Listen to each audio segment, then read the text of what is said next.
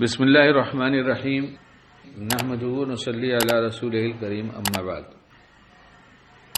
گناہوں کا ماحول شیطان نے خوب بنا رکھا ہے، یہ اس کی محنت کا نتیجہ ہے، اور وہ انتھک محنت کرتا ہے گناہ کے ماحول بنانے میں، کبھی تھکتا نہیں، اور جتنا اس سے ہو سکتا اتنا کرتا ہے۔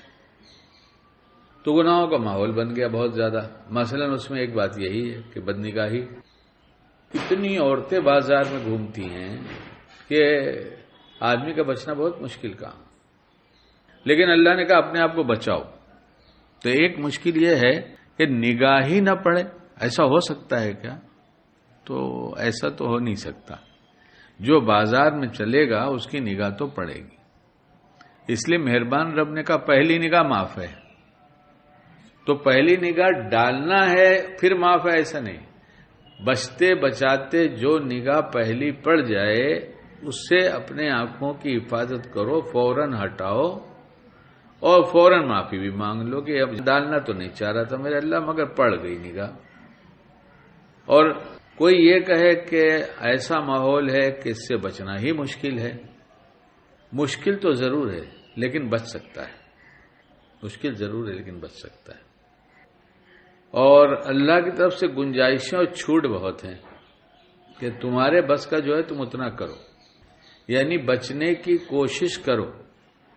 اگر بارش ہو گئی، خوب بارش ہے، باہر پانی ہے، جمع ہے، کیچڑ بھی ہے، تو کوئی یہ کہے کہ ہم گھر سے جائیں گے نہیں، پانی سے بچنا، کیچڑ سے بچنا بہت مشکل ہے، ایسا کوئی نہیں کہتا، بلکہ اپنا کام کرتا ہے، اسی کیچڑ اور پانی میں سے گزر کر اپنے آپ کو بچاتے ہوئے کرتا ہے۔ بچتے بچاتے پھر کہیں کوئی چھیٹا پڑ جاتا ہے تو دھو لیتا ہے، لیکن کام تو کرتا ہے نا۔ دنیا کا کام چلے گا کیسے؟ باہر کیچڑ جائیں گے نہیں تو کام کیسے چلے گا؟ باہر پانی نہیں جائیں گے۔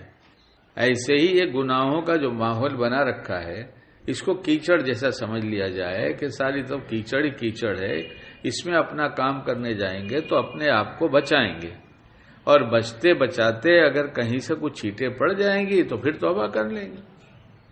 اور جیسے ہی کسی کے دور سے دیکھنے پر یا نزدیک آتے آتے یہ سمجھ میں آئے کہ یہ عورت ہے اور نفس کہہ رہا ہے دیکھو، تو اس وقت اگر اپنی زبان میں پکارنا شروع کر دیں فوراً کہ اللہ پاک ہم کو بچا لیجئے، اللہ پاک ہم نہیں دیکھنا چاہتے ہیں، آپ ہم کو بچا لیجئے، پکار کے دیکھا جائے، تجربہ کر کے دیکھا جائے، فوراً آنکھیں نیچی ہو جائیں گی۔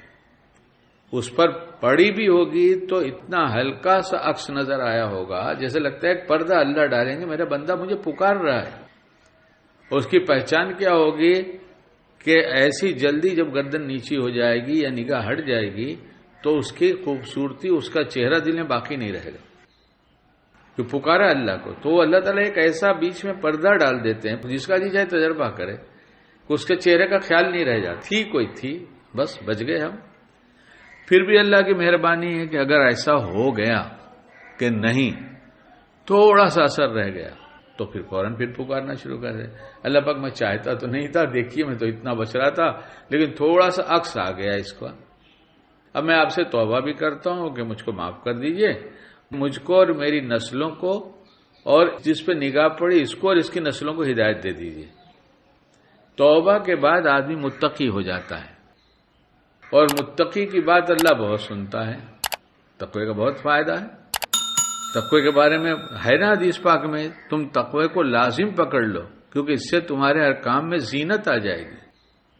اب یہ ہمارا ایک برا فعل ہو گیا تھا نہ چاہتے ہوئے بھی، لیکن یہ توبہ ہو گئی، یہی گناہ کا موقع ہماری توبہ کا ذریعہ بن گیا، اور جب دعا کیا تو تقوی کی وجہ سے متقی بن گئے، اللہ قبول کرے گا۔